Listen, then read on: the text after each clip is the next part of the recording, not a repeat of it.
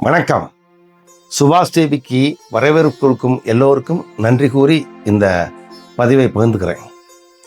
என்னுடைய எல்லா பதிவுகளுமே வித்தியாசமாக இருக்கிறதுக்கு காரணம் என்னுடைய பொறுப்பு நிறைய ஏரியாவில் இருக்குது. அதனால் அதில் அனுபவங்களை பகிர்ந்துக்கிறேன். அதனால் வித்தியாசமாக இருக்கும். பாருங்கள், நல்லா இருந்தால் 4 பேருக்கு சொல்லுங்கள், நல்லா இல்லைன்னு எனக்கு சொல்லுங்கன்னு சொல்லிட்டு முன்னால் போமா? ரெடியா?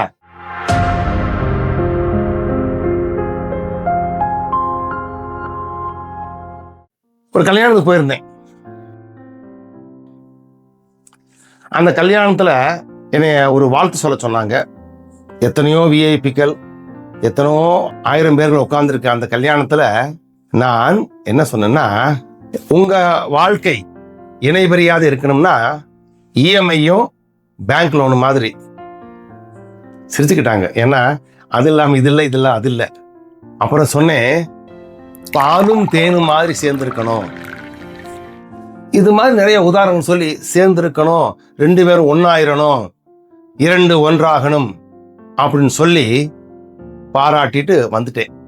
ஒரு 3 மாதம் கழித்து அவங்க 2 பேருக்குள்ள ஏதோ ஒரு தகராறு. வீட்டுக்கு கவுன்சிலிங் வர்றாங்க.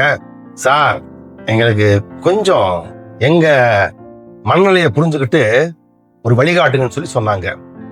கவுன்சிலிங்லாம் முடிஞ்ச பின்னால கடைசியில் சொன்னேன், நீங்கள் இனிமேல் நீரும் எண்ணெயுமால் இருக்கணும். என்ன சார், அன்னைக்கு கல்யாணத்தில் அதை சொன்னீங்க, இன்னைக்கு இது சொல்கிறீங்க? நான் சொன்னேன், ரெண்டுமே சரி. அது பொது வாழ்க்கையில் 4 பேருக்கு முன்னால் சொல்ல வேண்டிய விஷயம். இது தனி வாழ்க்கையில் உங்களுக்காக சொல்லப்பட்ட விஷயம்.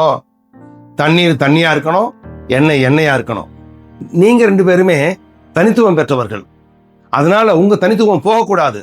தண்ணீரோட தனித்துவம் தண்ணீராக இருக்கட்டும், எண்ணெயோட தனித்துவம் எண்ணெயாக இருக்கட்டும். 2 சேர்ந்து இருக்கலாம், ஆனால் 2மே பிரிஞ்சுதான் இருக்கும். ஒன்றுக்காக ஒன்று விட்டு கொடுக்க கூடாது அப்படின்னு சொல்ல மாட்டேன். ஒன்றுக்காக ஒன்று விட்டு கொடுக்கலாம், அதனால சேர்ந்து இருக்குது. ஆனால் 2 பேருமே அவங்களுடைய தனித்துவத்தை காமிச்சிட்டு இருக்காங்க. அதே மாதிரி வாழ்க்கையில் ஆணும் பெண்ணும் 2 ஒன்றாக கூடாது. 2 பேரும் 2 இண்டிவிஜுவல், 2 பேரும் தனித்துவம் பெற்றவர்கள், 2 பேருக்கும் தனி உரிமைகள் இருக்கு, 2 பேருமே வித்தியாசமானவர்கள், 2 பேருமே யூனிக்னஸ் உள்ளவர்கள்.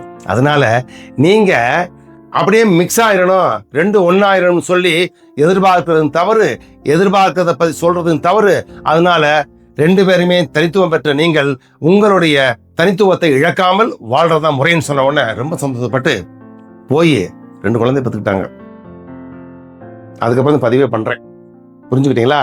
அதனால என்னைய மாதிரி நீ இருக்கணும், உன்னைய மாதிரி நான் இருக்கணும், 2 பேரும் ஒன்னா இருக்கணும், நீ இல்லாமல் நான் இல்லை, நான் இல்லாமல் டயலாக்கு.